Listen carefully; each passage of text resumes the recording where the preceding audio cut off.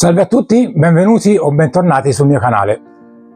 Oggi guardiamo insieme come fare per fotografare un fulmine. Sì, avete capito bene, una saetta, una scarica elettrica, che è sempre molto spettacolare da vedere e quindi anche immortalarlo in una foto è veramente interessante. Quindi dobbiamo aspettare una giornata nuvolosa, con temporali forti anzi con scariche elettriche che si ripercuotono nel giro di pochi secondi, qualche minuto, anche perché se praticamente il temporale ha una scarica elettrica ogni 10 minuti, insomma, diventa improponibile stare lì con la macchina fotografica ed aspettare il fulmine. Quindi ci vorrà una serata che le scariche saranno ogni 15, 20, 30 secondi, allora lì avremo la possibilità di lavorare meglio. Quindi aspettiamo il tempo balordo, diciamo, anche perché nella nostra zona, perché se no non possiamo andare in giro per l'Italia per cercare una perturbazione, insomma diventerebbe una caccia al fulmine. Al momento che il tempo è decisamente brutto e si verificheranno delle scariche abbastanza continue, noi possiamo anche tranquillamente, senza uscire, se siamo fortunati e abbiamo la vista verso il temporale, possiamo scattare anche da casa nostra, come ho fatto in alcuni scatti io, quindi comodamente dal balcone di casa.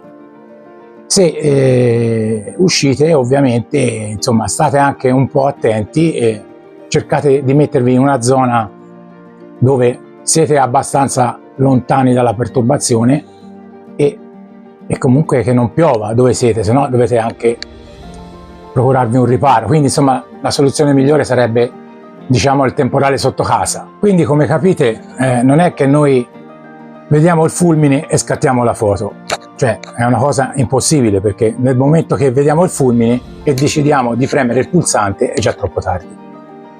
Quindi come si fa? Bisogna impostare la macchina fotografica per un tempo di scatto lungo, quindi io solitamente 8-10 secondi, e questo qui è il tempo che uso, lasciare l'otturatore aperto e sperare, tra virgolette, che in quel lasso di tempo caschi il fulmine. Quindi capite bene che dobbiamo fare diverse prove, diversi scatti, prima che siamo fortunati che il fulmine interessi il nostro obiettivo. Quindi tempo di scatto lunghi, 8, 10, anche 15 secondi. E questo comporterà ovviamente di posizionare la macchina fotografica su un cavalletto, un treppiede, e magari usare anche l'autoscatto oppure il telecomando per lo scatto remoto. Quindi le impostazioni del tempo sono queste qui. Per quanto riguarda il diaframma, potete stare tranquillamente su un diaframma 4,5, quello non è un problema.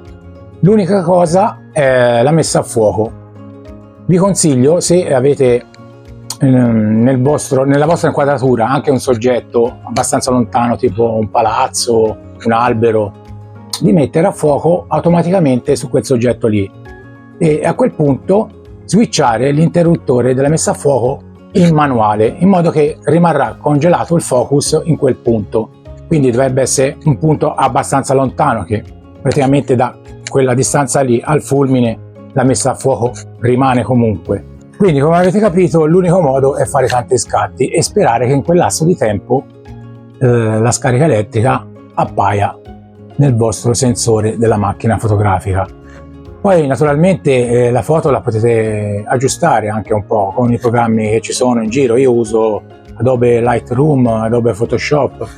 Potete regolare un po' le luci e aggiustare un po' i colori e renderla molto più dinamica. Sto parlando di una foto scattata nelle ore serali, nel buio, quindi di notte, mentre per fare una foto di giorno a un fulmine la faccenda si complica un po', anche perché avete già molta luce della giornata e quindi il fulmine risalterà molto meno. Quindi vi consiglio di scattare di notte, un temporale di notte.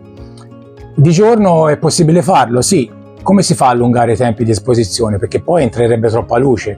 Ci sono dei filtri che si chiamano filtri ND, Neutral Density, che praticamente sono scuri e ti permettono di scurire la foto, diciamo, di far entrare meno luce e quindi di allungare i tempi di esposizione. Questi filtri vengono usati spesso anche per fotografare le cascate d'acqua, per renderle molto setose, quell'effetto flu, quindi allungando il tempo ti permette di fare questo giochino qui.